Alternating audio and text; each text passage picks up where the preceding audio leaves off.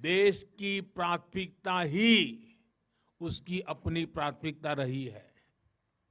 इसलिए जिस कालखंड में जो बड़ी चुनौती देश के सामने आई, संघ ने उस कालखंड के अंदर अपने आप को झोंक दिया, संघ उससे जूझता रहा।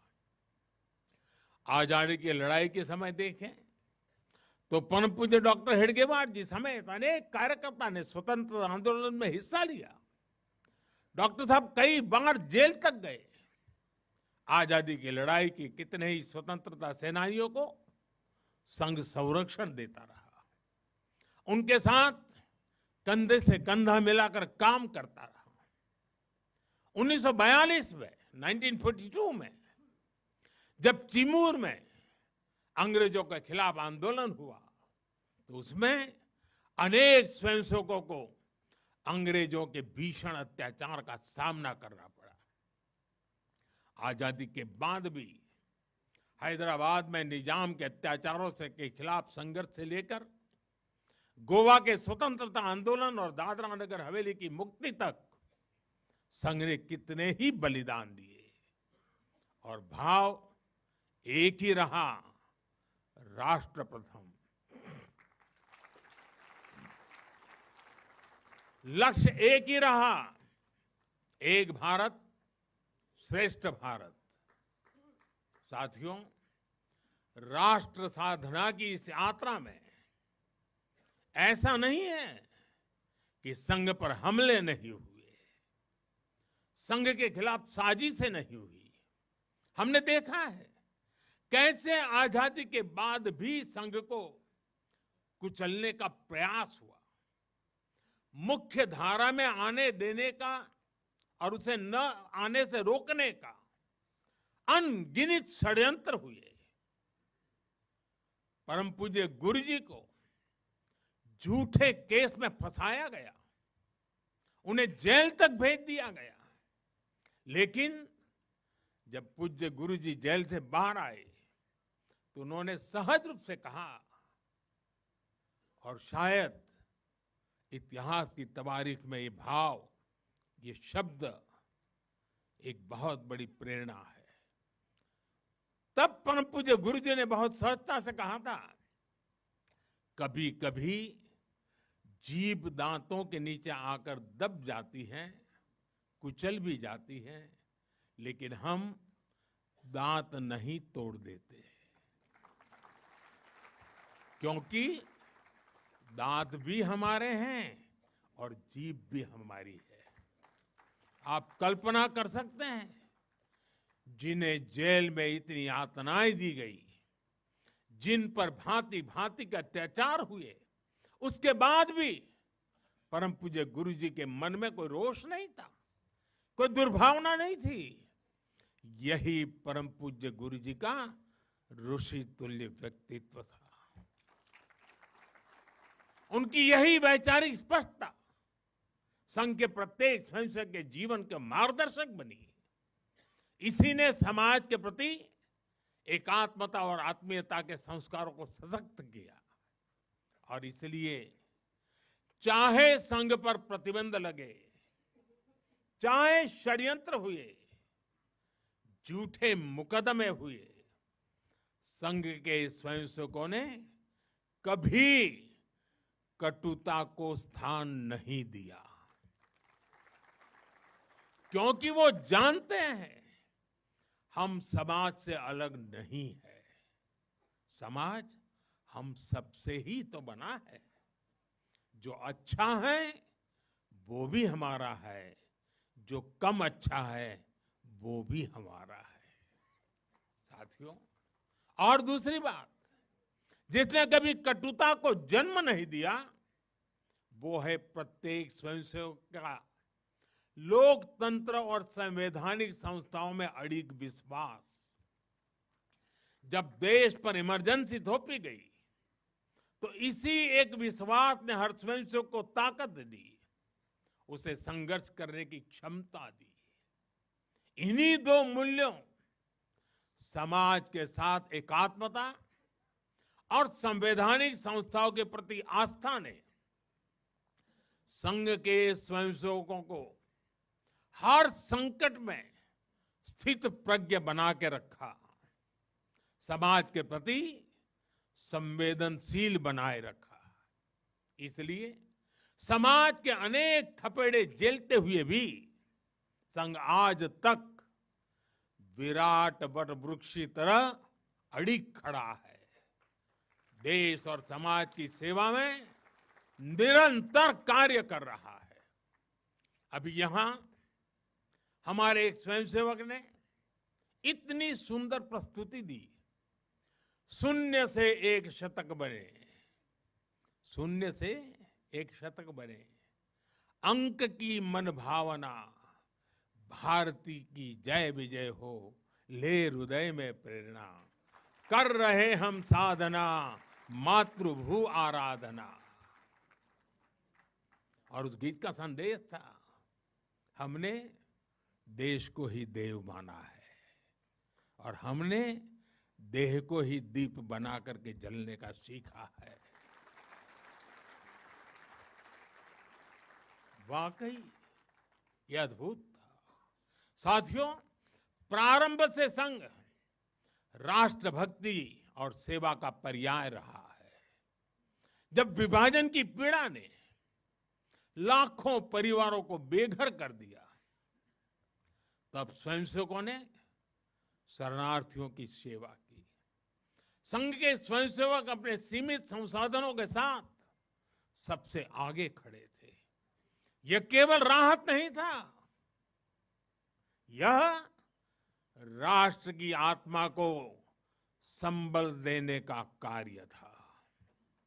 साथियों, 1956 में 1956 में गुजरात के कच्छ के अंजार में बहुत बड़ा भूकंप आया था। तबाही इतनी बड़ी थी, चारों ओर विनाश का दृश्य था। उस समय भी संघ के स्वयंसेवक राहत और बचाव में जुटे थे। तब परम पूज्य गुरु जी ने गुजरात के वरिष्ठ संघ के प्रचारक वकील साहब को, जो उस समय गुजरात का कार्य संभालते थे, उन्हें एक पत्र लिखा था। उन्होंने लिखा था, किसी दूसरे के दुख को दूर करने के लिए निस्वार्थ भाव से खुद कष्ट उठाना एक श्रेष्ठ हृदय का परिचायक है। साथियों, खुद कष्ट उठाकर दूसरों के दुख हरना, ये हर स्वयंसेवक की पहचान है। याद करिए 1962 के युद्ध का वो समय, संघ के स्वयंसेवकों ने दिन रात खड़े रहकर सेना की मदद की, उनका हौसला बढ़ाया, सीमा पर बसे गांवों में मदद पहुंचाई। 1971 में लाखों शरणार्थी पूर्वी पाकिस्तान से भारत की धरती पर आए। उनके पास न घर था न साधन। उस कठिन घड़ी में स्वयंसेवकों ने उनके लिए अन्न जुटाया, आश्रय दिया, स्वास्थ्य सेवाएं पहुंचाई, उनके आंसुओं को पहुंचा, उनकी पीड़ा को साझा किया। साथियों, एक बार, और हम जानते हैं 1984 सिखों के खिलाफ जो कत्लेआम चलाया गया था, अनेक सिख परिवार संघ के स्वयंसेवकों के घरों में आकर के आश्रय ले रहे थे। यह स्वयंसेवकों का स्वभाव रहा है। साथियों, एक बार पूर्व राष्ट्रपति डॉक्टर एपीजे अब्दुल कलाम चित्रकूट गए थे। वहां उन्होंने नानाजी देशमुख जिस कार्य को कर रहे थे, उस आश्रम स्थान को देखा था, वहां के सेवा कार्य देखे, वो हैरान रह गए थे। उसी प्रकार से पूर्व राष्ट्रपति प्रणब मुखर्जी भी जब नागपुर गए, तो वो भी संघ के अनुशासन, संघ की सादगी, उसको देखकर बहुत प्रभावित हुए थे। साथियों, आज भी आप देखें, पंजाब की बाढ़, हिमाचल उत्तराखंड की आपदा, केरल के वायनाड की त्रासदी, हर जगह स्वयंसेवक सबसे पहले पहुंचने वालों में से एक रहते हैं।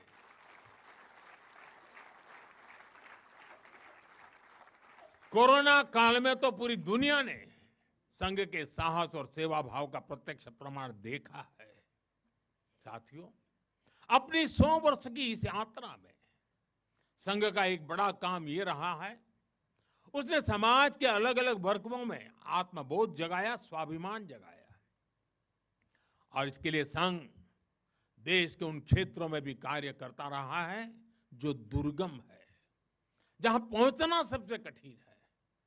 हमारे देश में लगभग 10 करोड़ आदिवासी भाई बहन हैं, जिनके कल्याण के लिए संघ लगातार प्रयासरत है। लंबे समय तक सरकारों ने उन्हें प्राथमिकता नहीं दी, लेकिन संघ ने उनकी संस्कृति, उनके पर्व, उत्सव, उनकी भाषा और परंपराओं को सर्वोच्च प्राथमिकता दी। सेवा भारती, विद्या भारती, एकल विद्यालय, वनवासी कल्याण आश्रम आदिवासी समाज के सशक्तिकरण का स्तंभ बनकर के उभरे। आज हमारे आदिवासी भाई बहनों में जो आत्मविश्वास आया है, वो उनके जीवन में बदल रहा है। साथियों, संघ दशकों से आदिवासी परंपराओं, आदिवासी रीति रिवाजों, आदिवासी मूल्यों को सहजने संवारने में अपना सहयोग देता रहा है, अपना कर्तव्य निभा रहा है। उसकी तपस्या ने भारत की सांस्कृतिक पहचान सुरक्षित रखने में बड़ी भूमिका निभाई है। मैं देश के दूर सुदूर कोने कोने में आदिवासियों का जीवन आसान बनाने में लगे संघ के लाखों स्वयंसेवकों की भी सराहना करूंगा। साथियों, समाज में सदियों से घर कर चुकी जो बीमारियां हैं, जो ऊंच नीच की भावना है, जो कुप्रथाएं हैं, छुआछूत जैसी गंदगी भरी पड़ी है, ये हिंदू समाज की बहुत बड़ी चुनौती रही है। एक ऐसी गंभीर चिंता है जिस पर संघ लगातार काम करता रहा है। एक बार महात्मा गांधी जी वर्धा में संघ के शिविर में गए थे। उन्होंने भी संघ में समता, ममता, समरसता, समभाव, मम भाव, ये जो कुछ भी देखा उसकी खुलकर तारीफ की थी। और आप देखिए, डॉक्टर साहब से लेकर आज तक संघ की हर महान विभूति ने, हर सरसंघ चालक ने भेदभाव और छुआछूत के खिलाफ लड़ाई लड़ी है। परम पूज्य गुरु जी ने निरंतर न हिंदू पतितो भवेत की भावना को आगे बढ़ाया। यानी हर हिंदू एक ही परिवार है, कोई भी हिंदू कभी पतित या नीचा नहीं हो सकता। पूज्य बाला साहब देवव्रत जी के शब्द भी हम सबको याद है। वो कहते थे, छुआछूत अगर पाप नहीं, छुआछूत अगर पाप नहीं तो दुनिया में कोई पाप नहीं है। सरसंघ चालक रहते हुए पूज्य रज्जू भैया जी और पूज्य सुदर्शन जी ने भी इसी भावना को आगे बढ़ाया। वर्तमान सरसंघ चालक आदरणीय मोहन भागवत जी ने भी समरसता के लिए समाज के सामने स्पष्ट लक्ष्य रखा है और गांव गांव तक इस बात की ज्योत जगाई है। क्या है वो? उन्होंने कहा, एक कुआं, एक मंदिर और एक श्मशान। इसे लेकर संघ देश के कोने कोने में गया है। कोई भेदभाव नहीं, कोई मतभेद नहीं, कोई मनभेद नहीं। यही समरसता का आधार है, यही सर्वसमावेशी समाज का संकल्प है। और संघ इसी को निरंतर नई शक्ति दे रहा है, नई ऊर्जा दे रहा है। साथियों, जब 100 साल पहले संघ अस्तित्व में आया था, तो उस समय की आवश्यकताएं, उस समय के संघर्ष कुछ और थे। तब हमें सैकड़ों वर्षों की राजनीतिक गुलामी से मुक्ति पानी थी, अपने सांस्कृतिक मूल्यों की रक्षा करनी थी। लेकिन आज 100 वर्ष बाद जब भारत विकसित होने की तरफ बढ़ रहा है, जब भारत दुनिया की तीसरी सबसे बड़ी इकोनॉमी बनने जा रहा है,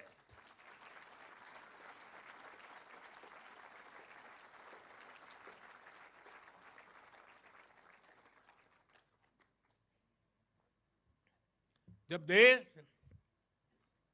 और देश का बहुत बड़ा गरीब वर्ग गरीबी को परास्त करके गरीबी को पराजित करके आगे आ रहा है। जब हमारे युवाओं के लिए नए नए सेक्टर्स में नए अवसर बन रहे हैं, जब ग्लोबल डिप्लोमेसी से क्लाइमेट पॉलिसीज तक भारत विश्व में अपनी आवाज बुलंद कर रहा है, तब आज के समय की चुनौतियां अलग है, संघर्ष भी अलग है। दूसरे देशों पर आर्थिक निर्भरता हमारी एकता को तोड़ने की साजिश है। डेमोग्राफी में बदलाव के षड्यंत्र।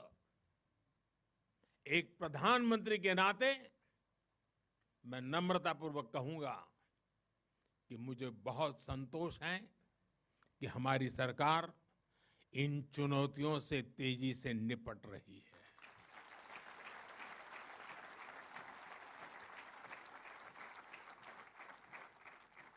वहीं एक स्वयंसेवक के नाते मुझे ये भी खुशी है कि राष्ट्रीय स्वयंसेवक संघ ने न केवल इन चुनौतियों को पहचान की है, बल्कि इन चुनौतियों से निपटने के लिए ठोस रोड मैप भी बनाया है।